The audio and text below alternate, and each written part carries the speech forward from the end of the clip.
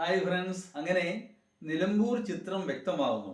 മത്സരിക്കാനില്ലെന്ന് പറഞ്ഞ അൻവറും ഇത് അനാവശ്യ ഇലക്ഷൻ ആണെന്ന് പറഞ്ഞ് BJPയും എല്ലാവരും രംഗത്തിറങ്ങുന്നു. പ്രധാന മത്സരം UDFും LDFും തമ്മിലാണ് എന്ന് പറയുമ്പോഴും അൻവറിനെയോ BJP എഴുത്തള്ളാനാവുകയില്ല. BJP ജയസാധ്യയില്ല എങ്കിൽ പോലും ന്യൂനപക്ഷ വോട്ടുകളിൽ വിള്ളലുണ്ടാക്കാൻ, വോട്ടുകൾ ചിതറിക്കുവാൻ തീർച്ചയായിട്ടും ആ ക്രിസ്ത്യൻ സ്ഥാനാർത്ഥി കഴിയും.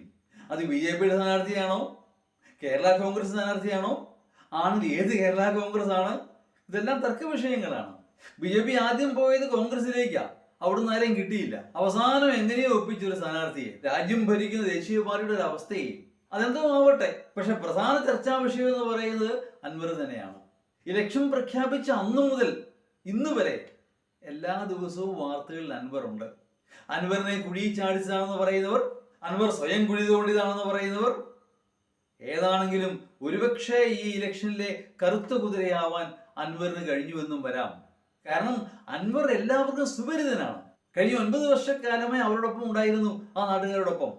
അവിടെ എല്ലാ കാര്യങ്ങളും ഇടപെടുകയും ചെയ്തിരുന്നു. പക്ഷേ രാഷ്ട്രീയത്തിന് അതീതമായി ജനങ്ങൾ മാറി ചിന്തിച്ചുകൂടായില്ല. എങ്കിൽ പോലും പ്രധാന മത്സരം LDFും UDFും തമ്മിൽ.